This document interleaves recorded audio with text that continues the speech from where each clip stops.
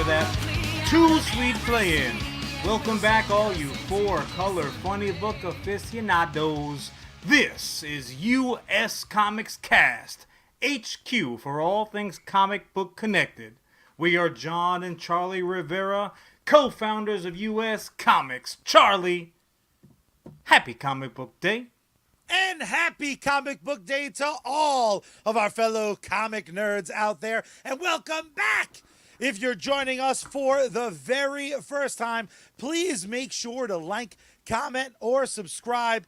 If you don't, I want you to write some shit down. You hear me there, Snack Pack? Write this shit down. All you motherfuckers are gonna pay. You are the ones who are the ball lickers. You motherfucks will learn what it means to be in my wrath.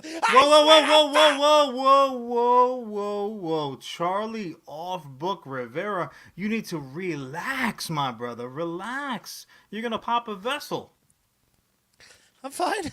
How's your comic book day going? I mean, compared to you, brother, I done filled the cup. There is so much going on. Like, honestly, you got to keep your head on a swivel if you don't. You're involved in a cockfight, because that's in essence where we are right now. There's just news. Apparently, New York Comic Con right here in our backyard is going to be masked yet again. You don't have to wear a mask on the subway anymore, but you once again have to wear a mask at New York Comic Con. So please, ladies and gentlemen, plan your cosplay accordingly. What else? Apparently we have an Invisible Woman casting, but like we can't see who it is. They have not made that announcement. Hey-o! Look what he did there, everybody. Thank you. There's internet trolling, shading Starlight. That like has not, for a superhero, hasn't Starlight been through enough? Like, give her a break. But you know what though, Charlie? It's a lot of stuff going on. That is not the only superhero news. New Jersey's favorite son, Me? Nope. First of all, you do not live in New Jersey. Though some people would say that there is a passing resemblance between you and this particular crime fighter, New Jersey's own Kevin Smith was back in town, and you know the brothers Rivera do not miss an opportunity to just sidle up next to the cinematic genius, he whose altar we fucking just genuflect at. We just throw little baubles his way whenever it's possible. When he passes the basket, we make sure to always make a dono. Kevin Smith was just in town the other day. My lovely, beautiful, pink-clad brother, he gifted me with a special audience with and a viewing of Clerks Numero 3 with the man himself and a couple of other cast members, might I ask, both on stage and actually sitting right the hell in front of us. Charlie, Clerks 3 with Kevin Smith and co. Dude, I am still friggin' riding high. I am still emotionally drained.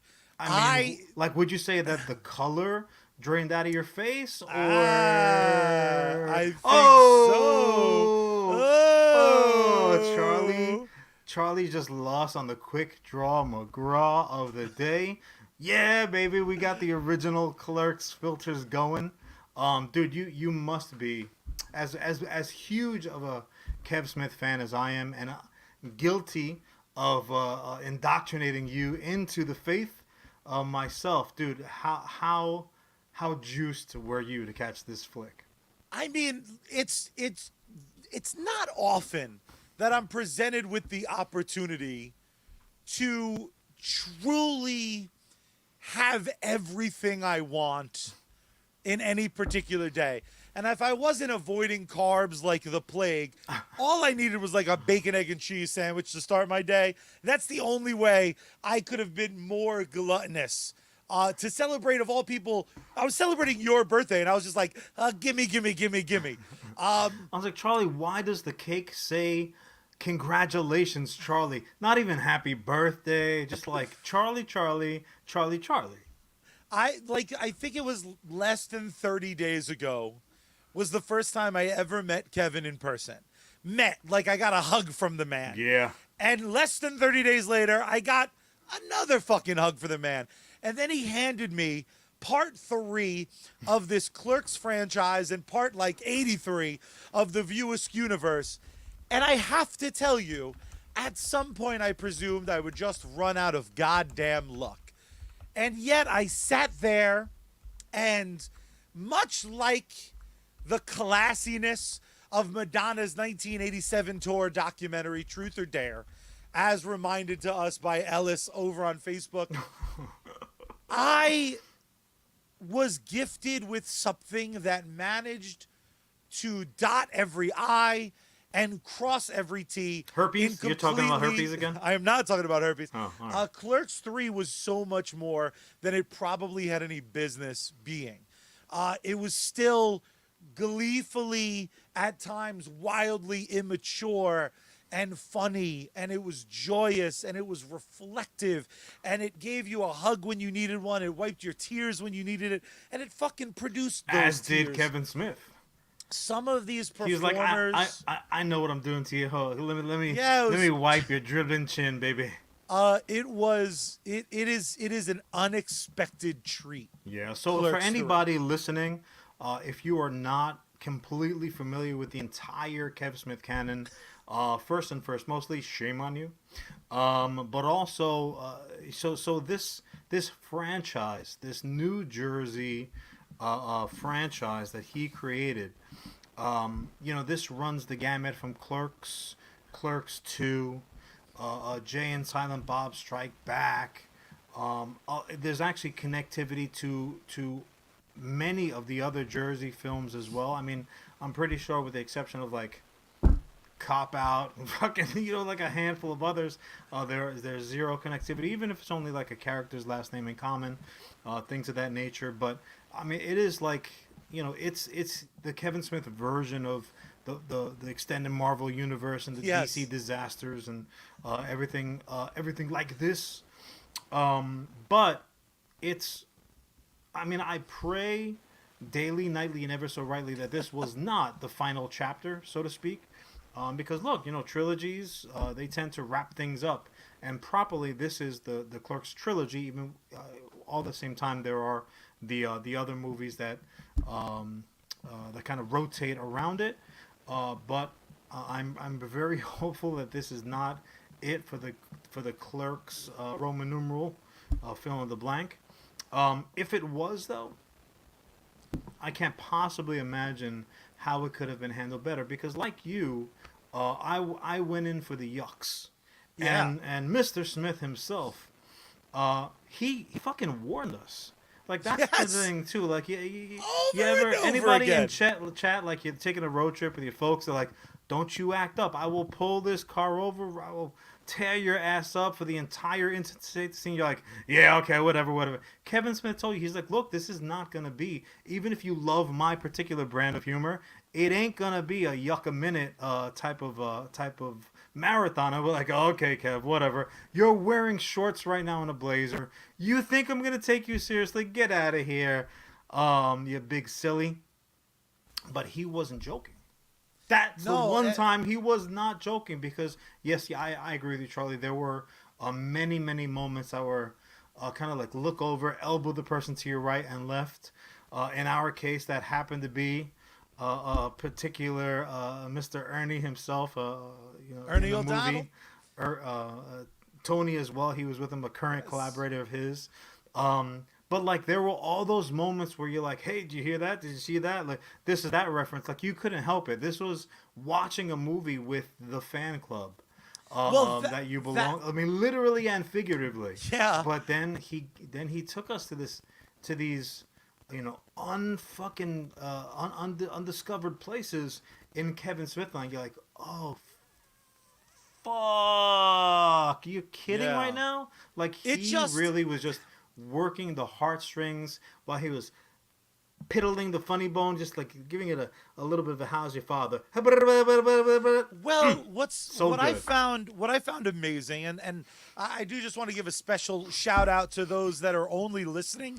If you're ever going to tune in to a video episode after hearing the audio episode, just to see the shirt my brother's wearing is worth the price of admission. Don't give it away for free, John. We got bills to pay. Fair, But that's fair. Wait till the color comes back on. It really is gonna pop. Kevin Smith's entire career has tickled the taint of this sort of heartstring tugging. It's always been an arrow in his quiver. What I was amazed by was I kept thinking he ran out of arrows. Right? I'm laughing along, and then there's things that happen Because he there's directed scenes you Supergirl and not Green Arrow? Is that why you're like, oh, Yep, he ain't got no more arrows? That's just how that's that the shit vibe goes. I was going. I was like, they canceled that show, or that show ended. And whatever eventually the he's hell. like, fuck, he doesn't even have any little red skirts either. Throw her in pants. I'm Exactly going to right. go get 1,000 burgers for the cast because I'm cool like that. Exactly. But what I found amazing was it just, oof, much like real life, it's kind of when you're not expecting another gut punch. He gave us one, and I don't want people to not think it's hilarious. Some of my absolute favorite clerk jokes now exist, and they're the classic. What I love about Kev is, of many things, what I love about the Clerks trilogy. He has, Chad and our listeners and viewers, the man has been in Mr. Kevin Smith's presence twice in a span of about 4 weeks, and now it's Kev. I want everybody to jot this down. Remember that other shit that he had you writing down? Write this one down too. Just do me a favor. I sometimes call him Smitty, but I don't want to be that informal. What I couldn't get over was in that environment, it was still a laugh a minute, and I only heard half the jokes. It hugged your heart, and I only heard half the lead-ins, because if you're going to see a movie like Clerks 3 that has this very unique distribution system, it's going to be a Fathom event next week. Right. You can check it out for very limited screenings. They just added 300 screens because of demand. Well, but yeah, that's exactly the thing. I mean, the reason why we had this even in existence was literally by popular demand. The purchases of enough pieces of shiny plastic made this entire movie possible, and then the distribution method was intended to be like, well, if it's a niche audience, if there's only a certain amount of people waiting to catch this flick, then you know what, then we will speak to them and we'll call it a day, and then with enough longevity we'll see some ducats. Nah. There was like 52 producer credits on screen. Yeah. Those motherfuckers are getting paid because people are these showings are sell out. I happen to post about the upcoming events, a few days before they actually happen, actually both times. And, dude, like the fucking reaction, like people were coming out of the woodwork. I'm like, oh, I haven't talked to this person in like 6 months. And they were like they were talking about it, and that's the other thing, if I may, Charlie, just wax a little poetic, because this was my birthday present. I am another year older and lovelier. I mean, just look at those features. Just getting more delicious with age.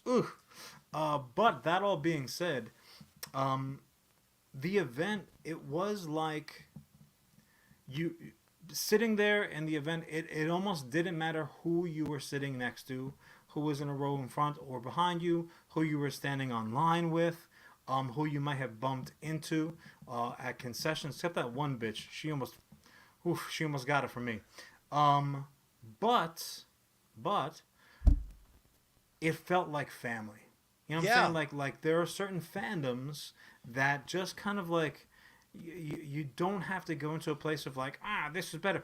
You know what I didn't hear one time, Charlie, and this really, to me, it spoke to me about how my opinions are just right. Like, that's my superpower. I'm Mr. Right. Smartness. I'm almost never wrong, and when I am wrong, I'm in the guise of my alter ego, Von Dum Dum. I am right because there are certain fandoms that just all they want to do is like impose their superiority, their perceived superiority over whomever is in front of them. And Yeah. that's unfortunately, and I apologize if anyone feels that I'm lumping them, and thank you, Joker. Thank you very much for that happy birthday. But it's that group that's like, give me the list of like your favorite Star Trek episodes. I'm like, why? I like Star Trek. Can't we just leave it at that? And then we just decide like what color, skin tight space shirt we're gonna wear? No, we have to sit and we gotta fucking decide. You're like, well, on episode 17, the elevator didn't stop on the right floor for engineering. Fuck you, man. I am sorry that that's where you are. That you just can't bottom line flat enjoy something.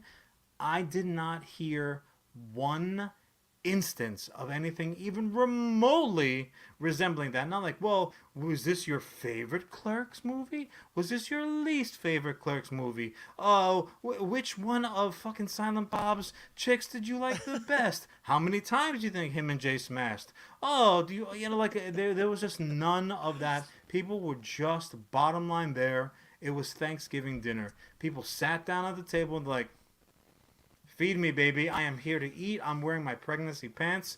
It is on. It just felt so good after this pandemic that's been so fucking exhausting, to just be around people who were there to drink it in, man. Did you all show this they one? Wanted to do? This is actually I did. The new T-shirt coming. Ellis, we're gonna have to cut you in for the proceeds.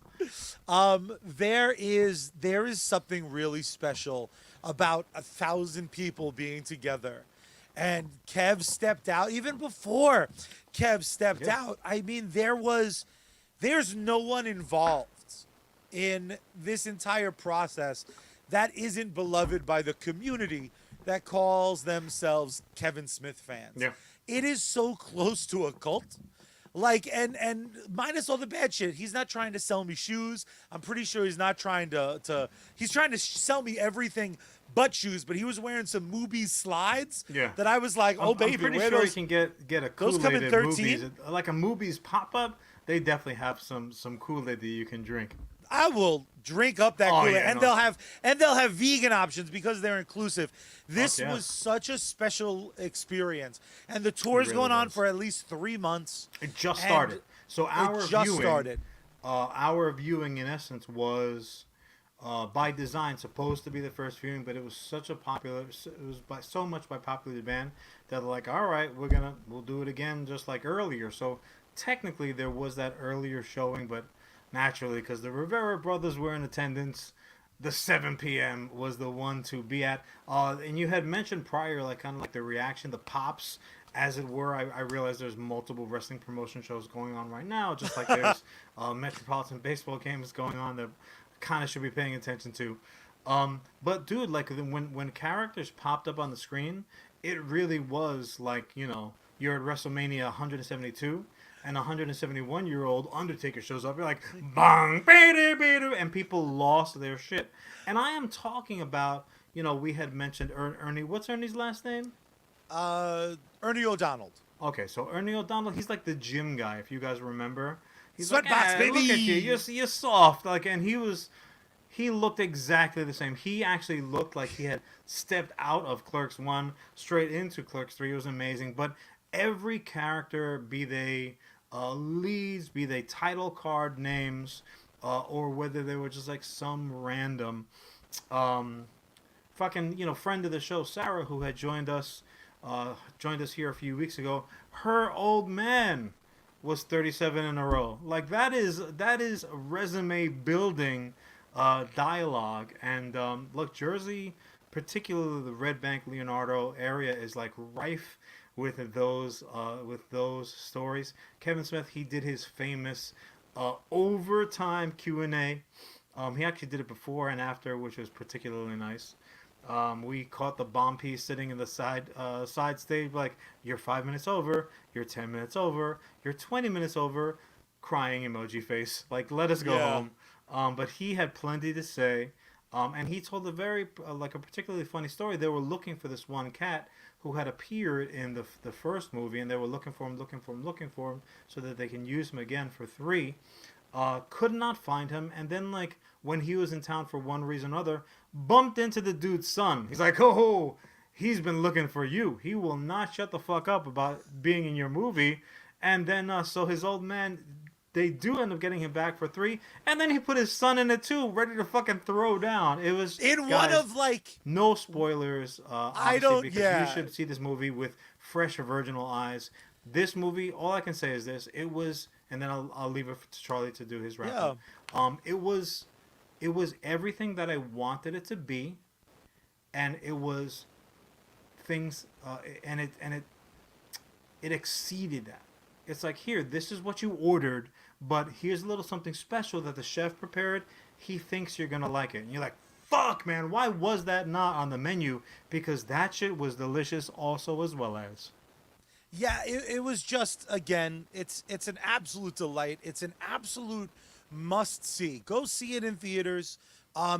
Support Definitely. it, because this business model, this is what I think a lot of franchises should be, man. Serve up to people what they want. Like, let's stop trying to fucking get everybody else to get on board. If you only have, you know, a million people who fucking love something, that's still a million goddamn people that I'm love happy with something. 10. Fuck yeah, man. Serve them. But I just want to give a special shout out to so many people involved. John, your brother John. My brother. There's Josh and Liv. Jen Schwalbach, an absolute delight. Yes, Clearly absolutely. didn't want to get mobbed and was still super nice to everybody. Yeah. Obviously, a Kevin Smith hug. If you never have one in your life, you're fucking up your life. Joker, because it thanks is for dropping magical. in, brother. Have a wonderful night. Appreciate you.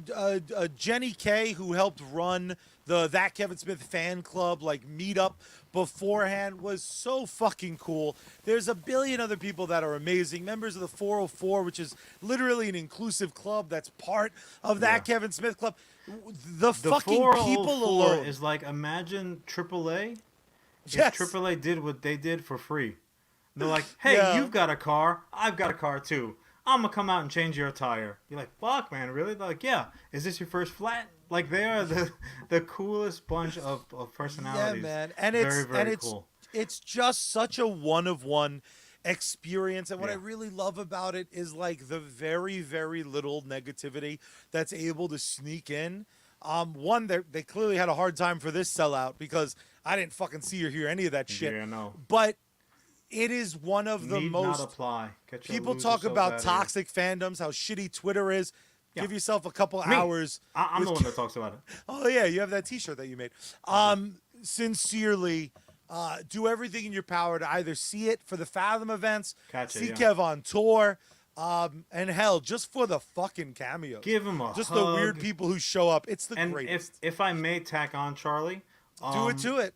It's very rare, probably not since Warner Brothers closed up their factory stores. Do you also have a brick and mortar version of the fucking thing that you happen to love? So even if you like Kevin Smith type stuff, or if you guys have fandoms in common, go to fucking Red Bank, New Jersey, just an hour south of me. You're more than welcome to come here before or after. We can have a brewski. Go check out fucking Jay and Silent Bob's Secret Stash in Red Bank, New Jersey. Also populated with just the very, very best people. We mentioned Sarah already. Mike Zapsik runs the show there. His lovely wife as well. Christian is there as well. They also have an accompanying podcast, which is outstanding video podcast, kind of similar to what we're doing right here, but kind of like more comic book specific, comic book store specific. Like walking in those doors, it on one hand, it's like really walking into the church of Kevin Smith and the Kevin Smith movies, the USComics, as it were. But also you're like, oh fuck yeah, comic book shops. Yeah. This is fucking dope. And I'm just as guilty because I have, over the last decade and a half, I have really transitioned into like leasing and then buying a whip. I'll especially a new comic, I will check it out digitally because I do like to keep on top of things, and then schedule being within. It's not always easy to get where you need to go to put comic in hand, but when I know that I like something, like yep, this is worth owning for the long term in paper format, so that when the aliens eventually show up and invade our shit, EMP goes off and erases everything. I'm gonna have my dead tree paper copy. That's what I do. Then I'll pick up that same material in a trade paperback or even a hardcover deluxe edition if it's available. So I tend to buy same shit twice, but I'm okay with that. I don't mind because it's something that I It's like. worth it. Damn Yeah. straight. And it's much something that I like, and that's a great place to go do likewise. Jay and Silent Bob Secret Stash, Red Bank, New Jersey. That is not a solicited pop at all. Unsolicited push. And also, who doesn't want to be on a fucking full bore movie set? You can go to Quick Stop, get yourself a Yes. butter roll, The get yourself a actual- coffee at the set of not only the first Clerks, but now Clerks 3. And if you're telling me that you don't want to be on the set of one of the greatest, and in my opinion, two of the greatest films to ever hit cinema, I would call you a bearded, old, no chin having, Star Wars making, lying some bitch, because we know, if nothing else, John, Han shot first. Put him up, baby. Shot first, baby. Clink, clink. A salute. Happy birthday, by the way. Thank you. Belated. Thank you. Oh, no. What'd I do? Hey, John. I don't know about you, Delicioso. man. I don't know about you. I'm feeling like we're going Clerks 2. Oh, we're gonna be twice the laughs. Yeah. My this dear, time you were colorful brother. significantly ahead of yours truly, but way to do it. Oh, and I didn't even do it like a subtle fade like Charlie did. You look I bam! just jumped into the ice. Well, I polar beared you guys on that one. So if you're listening to the show, Ironically, you're welcome for that. I would argue our personalities are the opposite. Under normal circumstance, I polar bear plunge. Not only because I fucking resemble one. Yeah. Fuck you guys with the fat joke. Not nice. I was thinking Pete Alonso myself, but you know, you Fair take enough. it how you want to take it. Fair enough. John, Yes. you had a birthday. I did have a Birthdays birthday. are exactly fucking like anniversaries. It's the anniversary of your motherfucking birth. Of my escape from the womb and giving mom a long needed nap. Because she laid down for about a week after I was born. Hey, God man, damn. I heard a rumor that she ain't heard no bell. This is actually all just a fever dream Mom's still having. She's like, Well. my kids grew up fucking nerdy, and one got real fat. dare John, there is sometimes situations like Clerks where you're going to have a debate now. What's the best? Clerks 1, No, Clerks 2, no. Clerks 3. You're and going to not have the you. debate. No, not me. This is the one time where that's not the case. I pull a John. I'm like, I love it all. Give me Jersey Girl. Give me some Tusk. However, sometimes this world gives us absolute truths. Truths that are, dare I say, undeniable. And there is one little boy who grew up without mommy and daddy, but he had a dope butler, he had a shit ton of money, and apparently a great mechanic. And that is, of course, the Batman. And if you take all the Batman shit that's ever been made, and there is a goddamn ton of it, There's a lot of one sits on Conan's throne as the premier and best version, and that is the version that is celebrating its 30th anniversary. I, of 30th course, anniversary. am talking Holy about cow. Batman, the animated series, a show made for kids so good. It made itself absolutely undeniable, and even I, a self-professed Batman hater, I don't hate him like I Charlie- hate Spider-Man. Charlie I is just like- like him less. Charlie is Mexican Joker, and he's not even Mexican. He's like, F Batman. He's the 1%. I like Charlie is just. Now, I do have to say, for anyone keeping score at home, Charlie's topic last week was also as well as a stocky, cartoon, gruff speaking, cape wearing. I mean, technically not really cape. It was kind of his wings, but Look, if you're gonna have 6 appendages, that's the way to rock at that particular set. Yeah, Charlie was just talking about gargoyles. You know what's but both just dynamite animated fucking shows, man. Like, BTAS, as it is known colloquially. Just an absolute banger of a show. And, look, again, as we've well established, even just the first 29 minutes, I'm not a list maker. But if I was, you're not. I think this would be King of the Hill, so to speak. Well, there's something automatically really special about this show, because there are some cartoons, there's some animated children's programming that you can kind of hold up and be like, holy shit, this was kind of next level. They were doing something really, really different with the character. Yeah. What was amazing about Batman was they kind of took the basic formula, the basic revisions that Tim Burton made, and they circled it back to all of the greatness that was the cartoon, and were able to do something that's cartoon? Almost what Batman the Animated Series. They took this series and they handled it with a certain level of gravitas and respect and maturity that the kid aspects of it never outweighed that these were just phenomenal 22-minute stories. Here's my honest question to you, because you watched it age appropriately. I did. I watched it as blew my fucking mind. I was the one watching, like, pretending that I'm like, oh man, I have to watch this show because my goofy little snot-nosed brother is 9 years younger than me. But like, I was just, giddy, smiling ear to ear for every moment of it. And again, it was 30 friggin' years ago, just the other day when it debuted.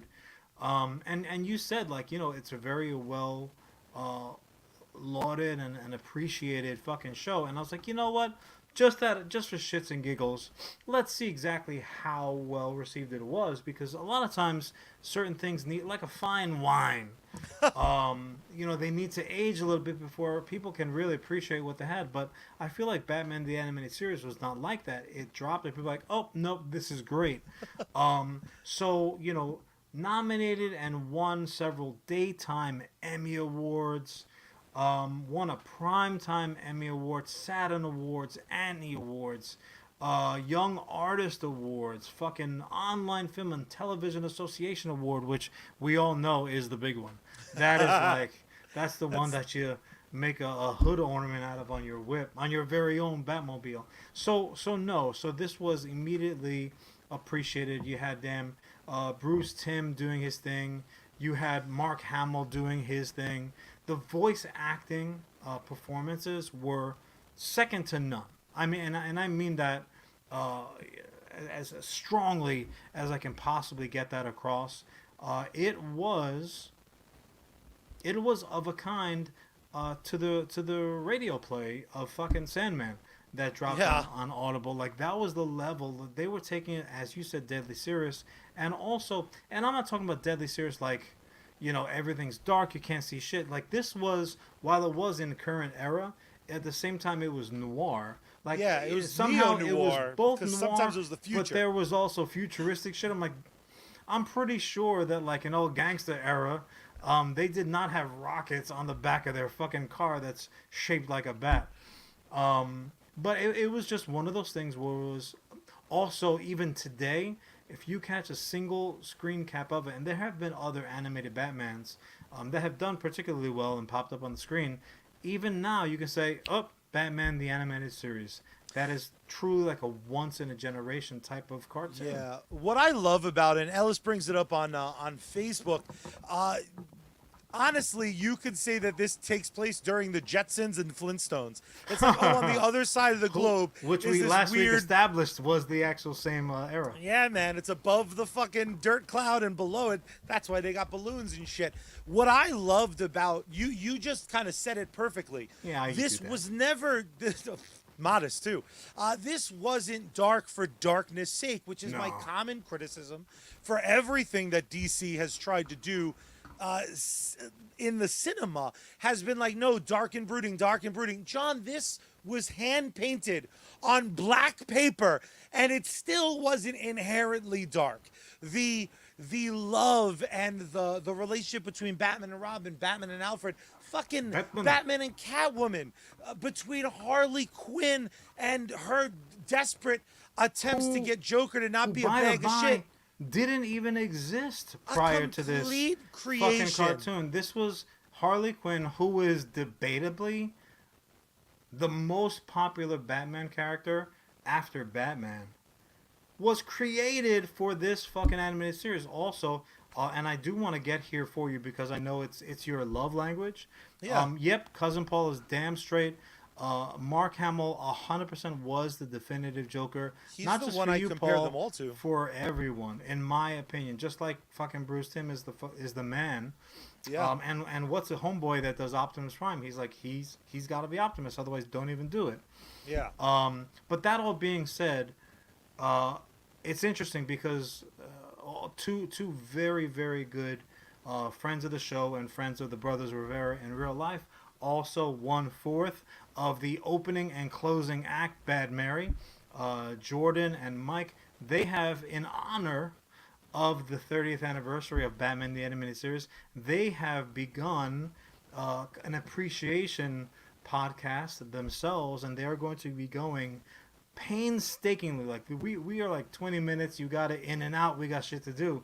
They're doing like the Sopranos podcast version of Batman the Animated Series. So guys, if you're as big of fans of Batman the Animated Series as Charlie and I are, do yourselves a favor, go over to Batman-tasticast, starring Batman-tastic Jordan and Mike. You know what's really funny? I did our review, and for some reason my CGR cast title is still on there. I'm like, CGR cast really enjoys it.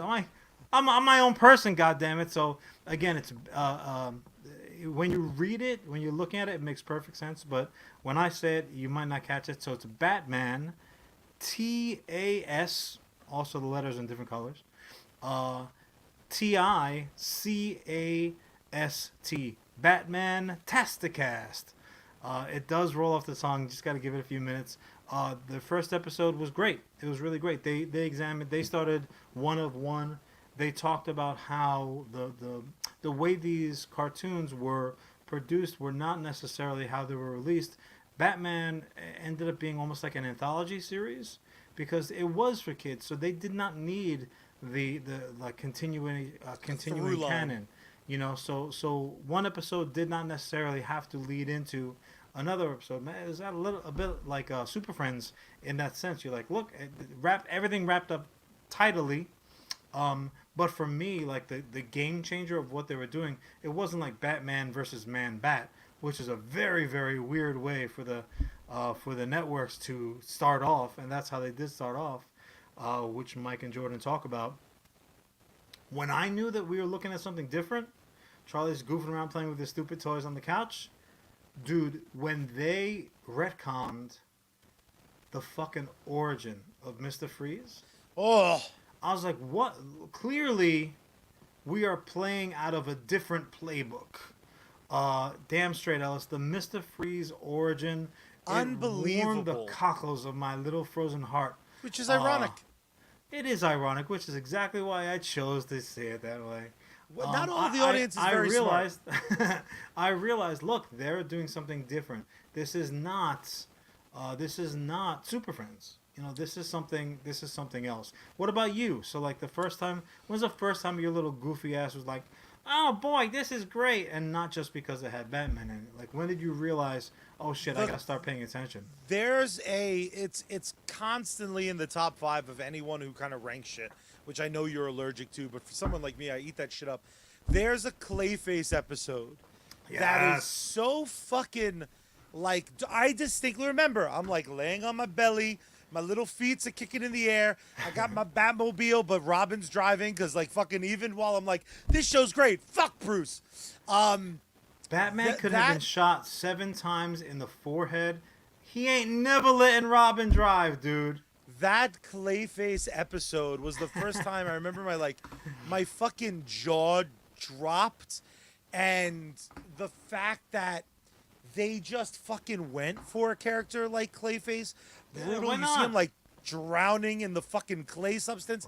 But then, an episode that's not talked about nearly enough.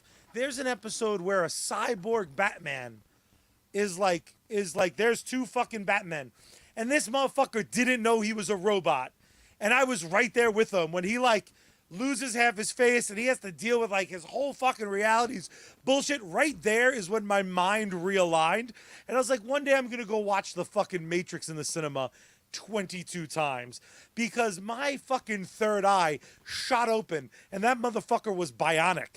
The balls of this cartoon are so massive. They're I don't know that just even if big, heavy, pendulous man just nuts. bung, bung. I don't know if the MCU runs for 50 more years, and I hope it does. I don't know if it'll ever have the absolute gall to go as ape shit bananas with a movie the way that the animated series for quite Batman frankly. went, or series. The WandaVision is like this breath of fresh air that was seemingly totally after. It ain't shit compared to your average episode of Batman the Animated Series when it comes to just like narrative chance. Well, but I preface it not as direct, but rather as it's taken until what 5 years ago on Netflix, Love, Death, Robots was like, we're just gonna do whatever the fuck we want. Like, go fuck yourself. Like, don't whatever your expectations are. Well, go. Black suck an egg. Mirror is like a Black wonderful Mirror's a great anthology example, series too. in that way, I- where they're I'm like, more we're just gonna meant- tell the story that we want to tell right now. But Batman is unique in the sense of like, look, we're gonna tell our story with your toys, right? Yeah. With the exception of like, yeah, Harley Quinn. They're like, you know what, we need something a little different. But for me, Charlie, for me, it was Beware the Gray Ghost. Oh, I was like, oh, you have got to be The minute you shitting heard- my britches. the minute you heard now because you were a little older, do How dare you you. were you mentally prepared for fucking the Batman of the Adam of, West? of the You the know what's 60s funny? and 70s So- who was on TV Land all the time. So I as a little kid knew about Batman with the fucking bang pow and the big absurd Sure, yeah. costume. This wasn't a mystery to me, but for someone Technicolor like you, Batman.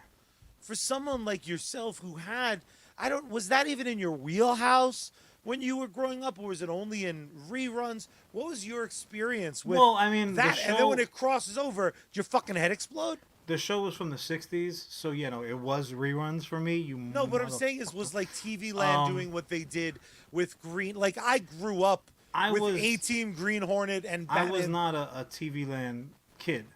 You know, like That was more my question. I read myself to sleep more nights than often. What's so I that? didn't- What's reading? I know, it's a little thing.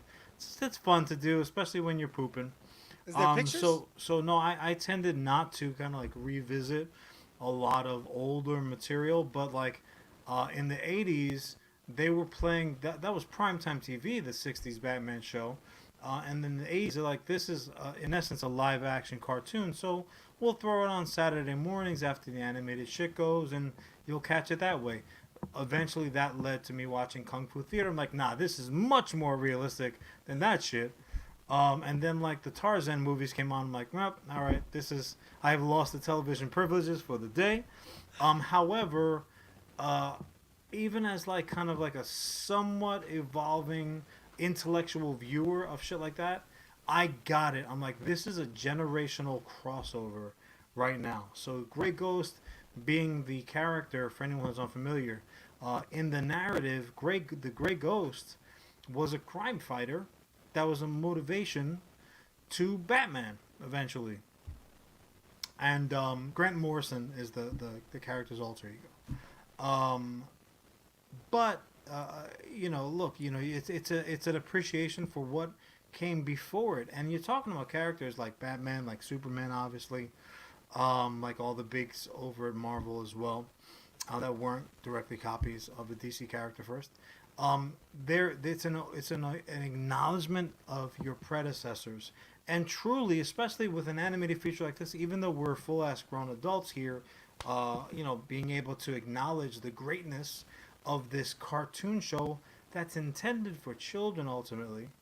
I have said multiple times on this podcast and elsewhere, real life, dinner, in church, I say it. I won't stop saying it. If you're gonna tell a story, right? Like you're not recounting. This isn't History Channel shit. You're telling a story. Why are you telling a story? Is it just purely to entertain? Are you just trying to sell fucking toys? Or do you have something to say? Should your viewer walk away with something like a fucking, like a souvenir, you know, when you go to the carnival that one time per year when it rolls through town and is in the parking lot of the big ass fucking, you know, what used to be Pathmark.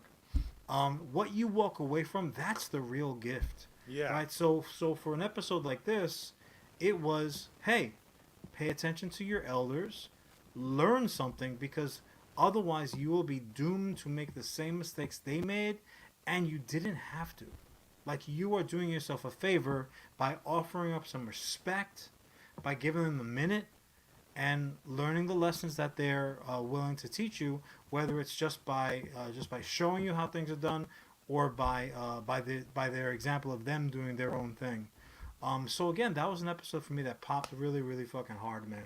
It really did. And the truth is, the series didn't generate 5 amazing episodes or 10.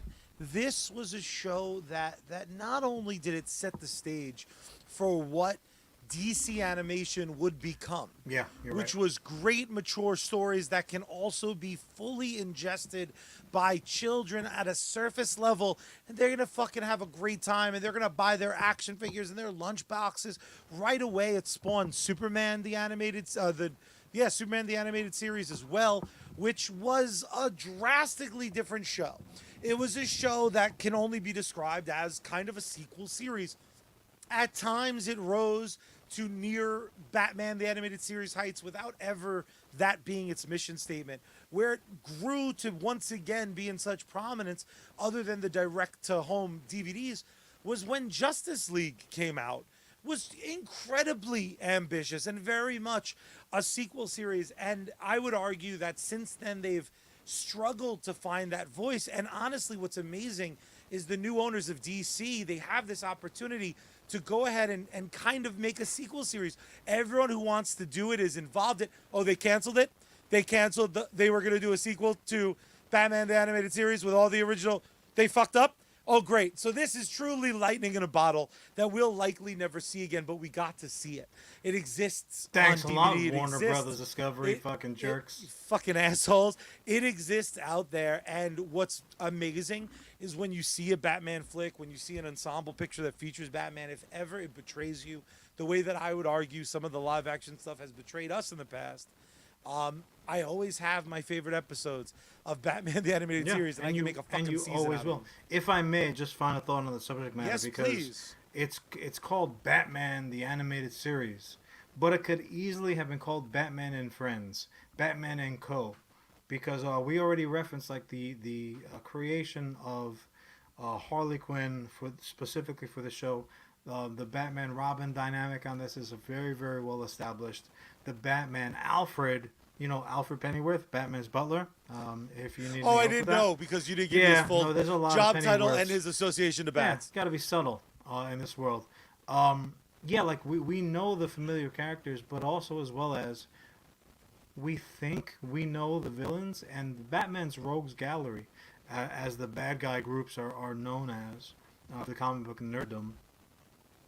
He has debatably one of the greatest rogues galleries, and I'm not talking about one of the most powerful necessarily, because that undoubtedly has to go to Spider-Man. But Batman's rogues gallery is, I come at me if you want. It is more varied and it is most interesting. And no other episode could really fucking show you that more than almost Gotham. So it is like Batman's the Mount Rushmore of Batman's villains, pulling a dogs playing poker, just sitting around the table swapping fucking stories like a couple of sailors fishing for the big ass shark out in the middle of the ocean, and it is just dynamite. So on one hand, yeah, look, you want your audience to walk away with one thing or another. You want to entertain. You want to be toyetic. All that jazz, and you have to do it within a little very definitive 30-minute runtime window, and that's including commercials. They were able to really, really give you a mini spotlight, let the villains stand out, talk about how they almost got Batman. And on one hand, it's like, oh yeah, this is action-packed, because it was like villain going after Batman, fucking putting him on a giant penny. Killer Croc's like, I threw a rock at him. Like, yeah, dynamite dropping, buddy. Thanks for being part of the conversation.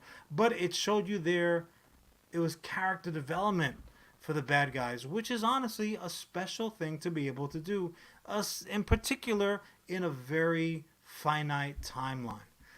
So that's that for me. It was like, look, you're doing something special here, and it's something that most other adaptations of all different kinds, regardless of who the audience is intended to be, have not been able to replicate.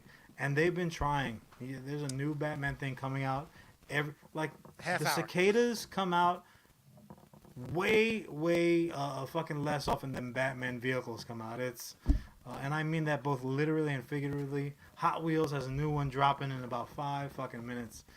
But this cartoon is awesome, and we're up against the time. Yeah, before we cash our check, just to answer Ellis's question over on Facebook, because I do think it's important, and I don't think it gets mentioned often enough.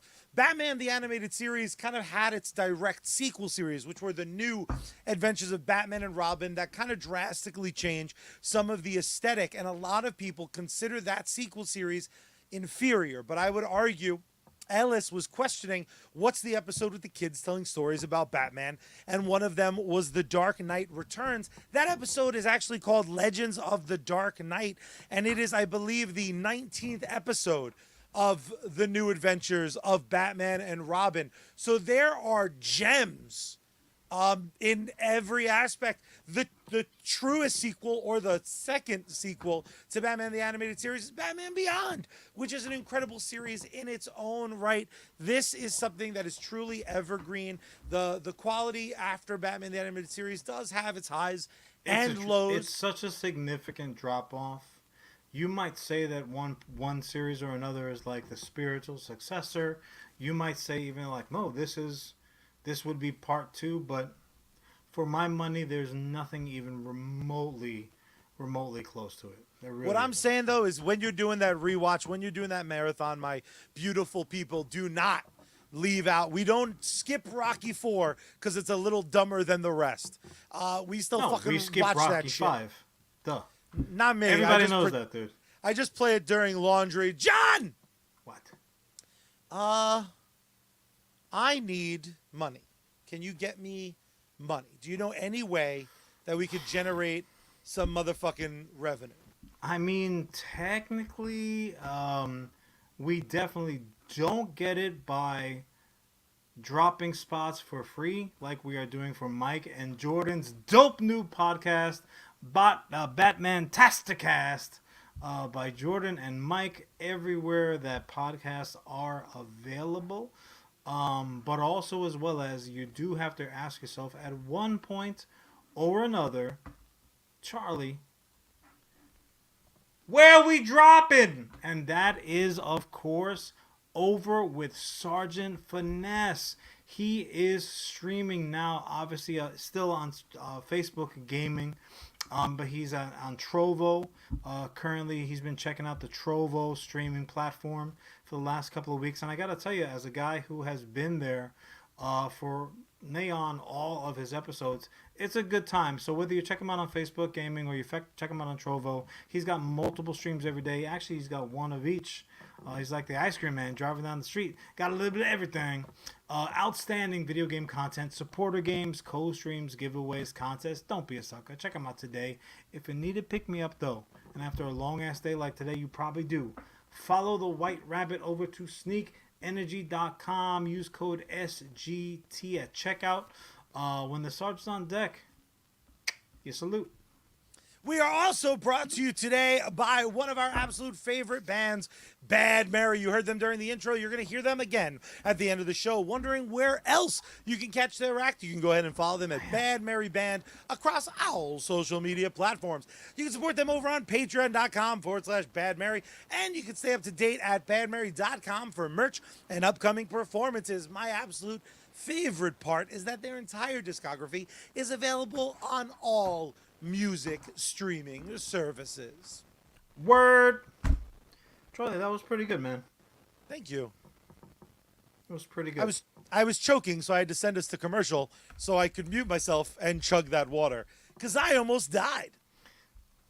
Listen, we appreciate you not dying on us. It was just a stand-up guy thing to do. You're welcome, so man. it feels like almost like every week we are talking about some high fantasy, sword swinging, dragon ass mother suckers running around the untamed wilds. That's the sound dragons make, right? That's more of a giant chicken rather than a dragon, but Yeah, a dragon is a giant chicken. Nope. Learn anatomy, bitch. Chickens are tiny dinosaurs. Oh. Dragons are neon dragons. Come on, dude. Dinosaurs, rather. So, Elon Musk notwithstanding, Rings of Power over on Amazon is The most expensive shit ever. It is so worth watching. Now, this Charlie, this actually illustrates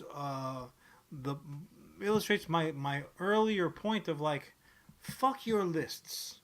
As I led our prior topic with my favorite episode was, in the same breath, You're say still this. the birthday boy. You're allowed to be a hypocrite. Guys, it is not the Pepsi and Coke challenge. It's over. All right, you can like Elvis and the Beatles. It does not have to be 1v2. Just because House of the Dragon is literally and figuratively spitting fire on a weekly basis over on HBO, that does not mean that you cannot appreciate and enjoy and fill your time with the Rings of Power. Also, as well, a prequel to what we had seen prior with the Peter Jackson flicks, the proper trilogy, and what should probably have only been a single movie that was turned into a trilogy somehow. They like money. I get it. I mean, I understand. Like, it's definitely an understandable hot take by them. But I just kind of thought of Peter Jackson as more of an artist. So I think that was more kind of a move of the distributor. But again, I get it. You want to be able to hang out in New Zealand a little bit longer. This is how you do it. But that all being said, anyone who is unaware, or if there's like that 1% of people out there who don't have an Amazon account, Amazon Prime account. Ellis is one of them. Ellis pays $6 for shipping. Ellis, man, fix your life. The Ellis is like, I just don't buy shit, so I saved that $6. Ellis, we will happily get you a bootleg because this is it's fantasy. We were literally talking about this maybe a month ago. I'm like, this is a genre that has been woefully lacking in my life. Now, all of a sudden, you've got House of the Dragon on HBO. You've got the Rings of Power over on Amazon. You have Jason Momoa is shaving his head because people are throwing shit into the ocean and he don't like it. So we thankfully don't have to worry about his lame-ass version of Conan getting a sequel. But I'm still waiting for Arnold's version to wrap up his trilogy, King Conan. Where is it? Where are you? It's not on the horizon, but you know what is? Red Sonja is getting a reboot. So look, fantasy, it's coming back in a big way. The swords are clanging. The dragons are fucking flying. But I will do everyone listening and watching this one favor. You say, House of the Dragon. Rings of Power. It's like the same shit, right? Not even Pepsi and Coke. It's like Coke and RC Cola. It's not. This is John, if you it's need like the Coke analogy, and Skittles. Charlie, they could not be possibly more different than if they were two different shows. They ain't the same. They It's aren't like the same. NYPD Blue and Blues Clues. They don't look the same. The hot take on it, really easy. Think of Game of Thrones as a history book. Open up to the Tudors chapter, right? The fucking the red and white roses, the War of the Roses. Think of opening that textbook and then like somebody just sprinkled in a little bit of dragons and shit. You're like, okay, that's like a history type show. Whereas the Rings of Power is straight up gummy bears. The 90s most bangingest theme song on the Disney cartoon block. Gummy bears. Woo! Ooh, man, I don't know the other lyrics. Bouncing here and there and everywhere.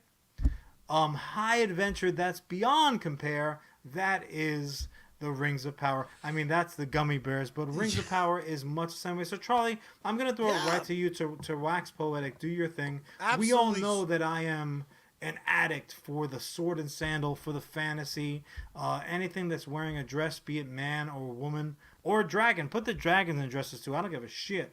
But Charlie, how as a more casual fan of the sword and sandal fantasy genre, what was your hot take? You're very kind to say I'm a casual fan, because I don't give a fuck about sword and sorcery unless it's dope, right? Like, the reason Game of Thrones for most of its run worked for me is the same reason that House of Dragon is fucking literally having me desperate for every fucking Sunday to roll through, because I just want that next piece of story, because holy fucking shit is it brilliantly pieced together. When I tuned into Rings of Power, it had a shit ton going against it. I feel the need to quantify my opinion about it with this. I love Peter Jackson. I don't give a fuck about Lord of the Rings. I don't give a fuck about the book. I don't give a fuck about the movies. I don't give a fuck about the Hobbit trilogy. I don't care about dragons who talk. I don't care about greedy dragons. I don't give a fucking about short people with hairy feet. I got Bobby Outson for a hairy person with short feet. I know what I said, and I said what I meant. I'm gonna stick by it. The first 15 minutes of Rings of Power is quite possibly the most beautiful television I've ever seen in my entire life. You see that they spent every penny well, and it cost every fucking penny. My understanding is this is the most expensive television show, pound for pound, ever pieced together, and it looks like it. It looks like Peter Jackson's vision brought back to life. There is no quality dip going from billion-dollar movies to fucking this billion-dollar TV show. That first episode, I was so fucking stoked to hear that they were dropping 2 episodes, because you know I fucking absolutely hate when they just tickle my fancy. And the first episode ends on a cliffhanger. I'm glad they dropped that second episode, but I wish they didn't drop that fucking second episode, because the first episode had me fucking bipolar vibing. Depending on what character you were following, I can't pronounce any of their fucking names. It was either super interesting or super fucking dull. That second episode has a much better rhythm for me. John, if this was a show I had to do more work than turn on my fucking TV, which automatically loads to the Fire Stick, which automatically suggests Rings of Fire. If I had to do one bit more work, I would not be tuning in for episode 3. And it's not the show's fault. It's mine. This is asking me to enjoy something that in any other environment I wouldn't care about. Now, with all of those quantifying fabric in place, it's fine. I get why some people would love this. I have no fucking clue why people would hate this unless they're like me and they're like, gives a fuck about an orc. The weirdest fucking thing I saw was people were talking about elves and dwarves and shit, and they were like, they can't be black. I'm like, they're not real. They're not real, motherfucker. Yeah, what are you talking but Charlie, about? I hate to interrupt your diatribe, but I No, will. I'm done. Diatribe over. I mean, the show was done, so that works out well. But there's a lot to unpack there. To a great many people, to like the fandom, the dedicated fucking fandom, they are real, right? So let's not minimize where we we will go to fucking war over Superman not wearing red underwear. It's true. There are things that are important to some people. Now, that being said, while I will step up to the line to argue my point, Superman needs to be wearing the red underwear, and I'll have all of this history in place. I'm like, well, because the fucking costume was based on like the 1940s strongman and this, that, and the other thing, and it was Ma Kent who really made his costume, and I will penny pinch detail you to death. Anyone in their right mind, a more casual fan will come and say, hey, John, it's 2020. That looks stupid now. Change it. Change it. And you know what? And I could take 5 seconds, fight my urge to bite back and be like, well, I guess if they give him a thick belt and made the belt like a red trim on top and bottom and then the yellow put that throughout rather than like a bikini line, yeah, I guess that would still look cool too. And it would, because I've drawn it more often than I care to admit. Ellis, I will send you the black and white. You could throw some color on it because that shit looks good. However, where those people are wrong are when you have the conversation with them like, why? Why can't the Harfoot look a certain way? Now, the funny thing is, if you are a fan, you'll know that those are not indeed hobbits that we saw big-footing around all over the place. Those are... Even I know they're like the 2 generations prior, right? One generation back, they're Harfoots. They are the hobbits properly are descendants of the Harfoots, but they are very hobbit-like. Because again, they were talking about 1,000 years and change before the events of Lord of the Rings. So that's proper. Tolkien, who was not the least racist person of all time, he actually described them. He was certainly not as bad as fucking some others. However, he wasn't great. But he himself described these particular characters as being brown of skin. So someone who is a purist, they could probably come back and say, hey, you know what? Not only is it proper and correct that some of the Harfeet are black actors, fuck it, they should all be. How do you like them apples? Applesauce. The people are arguing fucking points, and on top of being racist and small-minded, they're fucking wrong. They're getting their details wrong. Now, the one thing that I do particularly like about the correlation between the series and the Pete Jackson, when you know him like I do, you just call him Pete, Pete Jackson flicks, is that whether you like them or not, everyone is aware of them. People know they fucking existed because those things made all the money. So when you say, oh, this is a series took place beforehand, and then the person sits down, even only for one episode, like, who that? Who's this? These characters look all the same. You can say, oh, you see her? This ass kicker? She's going to be Cate Blanchett. And people are like, oh, okay, now I got it. See this fucking guy with the underbite? He's Agent Smith. Oh, okay, now I get it. So even though you have this great time discrepancy, elves fucking they age like fucking fine wine. God knows the fucking high wizards do too. We have people showing up in like red comments. You're like, I don't know which one, but I know that's a motherfucking wizard. So it leaves you in a place while being new. It's also familiar, and like you had referenced before, that's talking about the aesthetics, but that's also talking about the signature storytelling. And what I mean by that is another reason why this is literally worlds away from House of the Dragon. I hate that we have to keep on fucking dragging the Targaryens into this, but we do, because whereas the Targaryens, everything happening on the House of Dragons, that's amazing as the dragons are spitting fire, they're almost irrelevant because that show is about gray characters, right? We're not talking about black and white characters figuratively. We're not talking about the good guys versus the bad guys, because eventually, spoiler alert, we're going to see, it's not even about like the people who have dragons versus the people who don't. No, because you're going to see dragon on top of dragon, sexy action soon enough.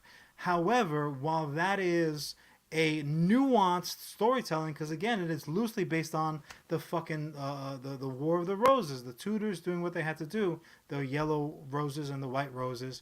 Over there, it's going to be the green dragons and the black dragons.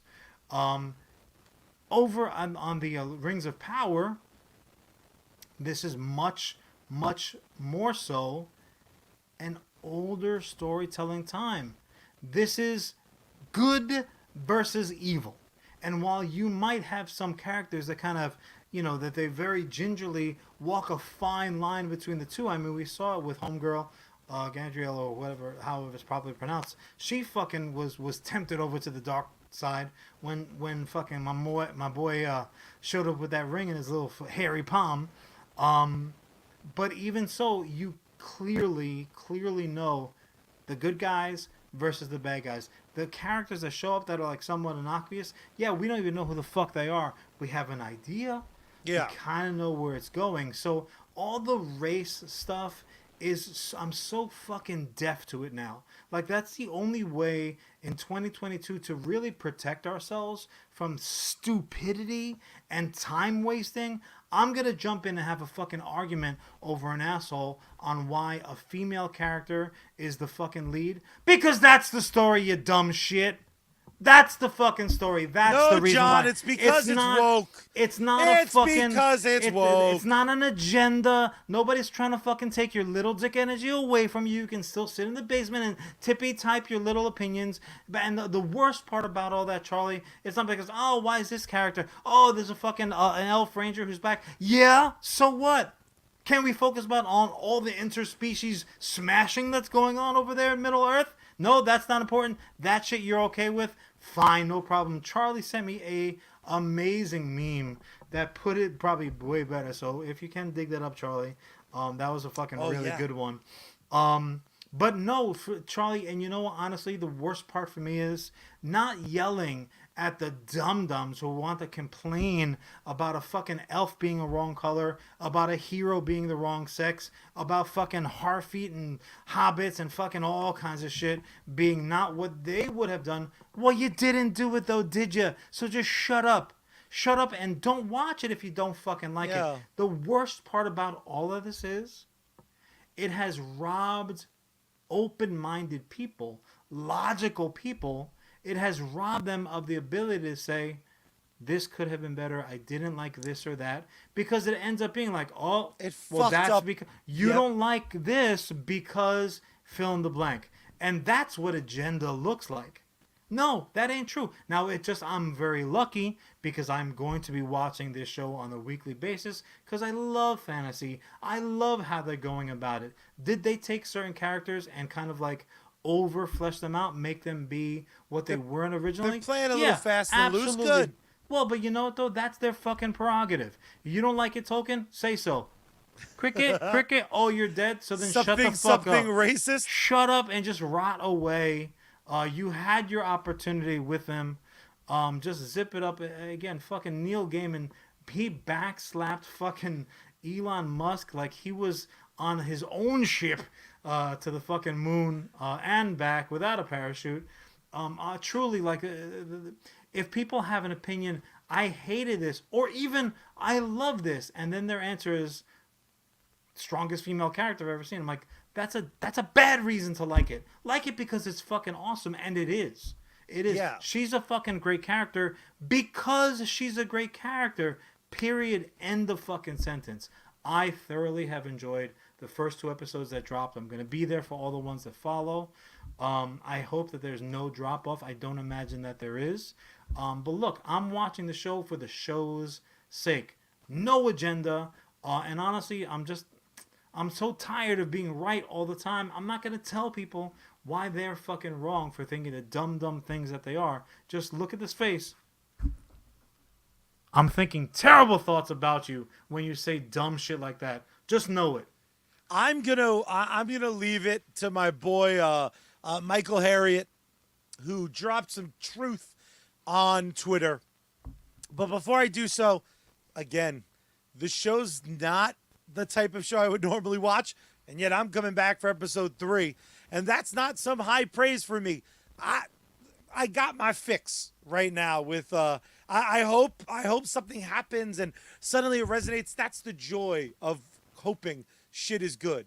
But bottom line is, if you don't like it for real reasons. For me, it's not my type of show.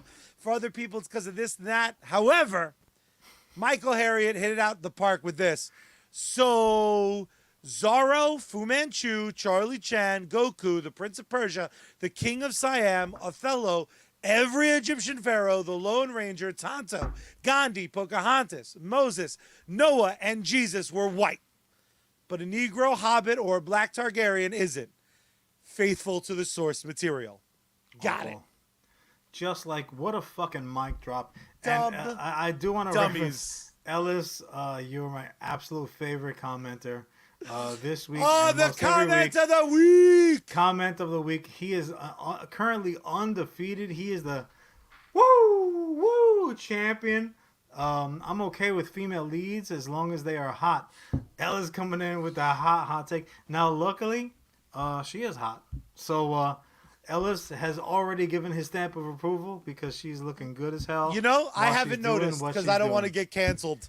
I don't want to get canceled this week. So, I don't know what you guys are talking about. I see a person who is strong, the actress we're talking about. Powerful. She's very attractive. No, as far as I'm concerned, that's a real character. You're being sarcastic. I got you. But guys, like I said, if you like the genre, if you're a huge Tolkien fan, or even if you're like, fuck, I paid a lot of money for Amazon Prime, I'm going to get my money's worth out of it. Even if it's only just to tell Jon and Charlie I disagree with them. Shame on you if that's the case. But you know what? You are obviously welcome to do so. This is America.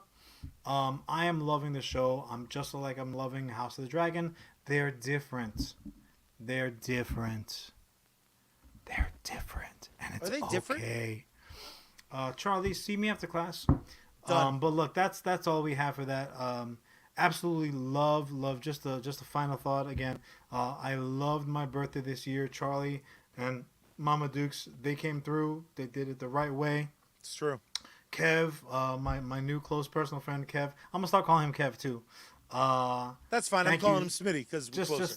Just more hugs than would be permissible by almost any other person, aside of course from my co-host. Thank you guys very much for all the happy birthday wishes. It was much appreciated. No, you're not getting a hug now. No, 2 per customer. It was really, really great. I appreciated it. I fucking can't wait for next year.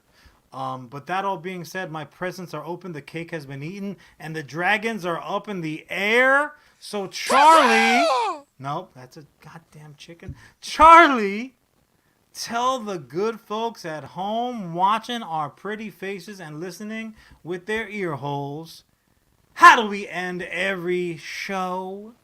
Oh, well, it's very simple. First, you got to turn the power on. Then you got to turn the volume up. Then you got to tune Bad Mary in. Open up the window wide and scream out into the night sky. See, Miss Space Girl. Ah, we out.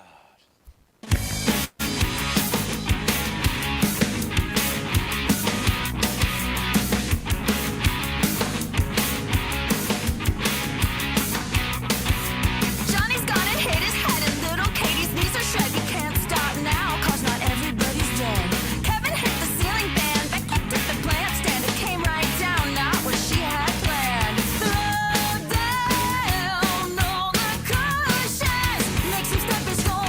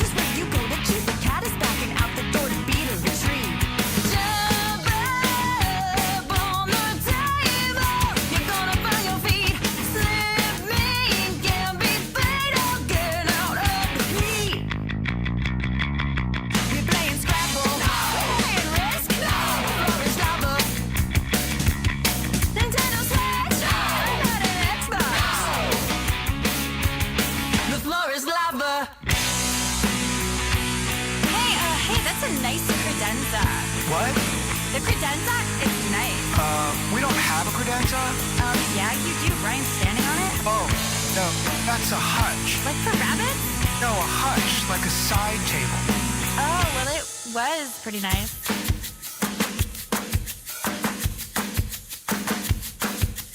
Kevin's got some lacerations. Becky showed some dedication. Tommy's sitting quiet, losing all sensation. The ambulance was sent away. The game was over.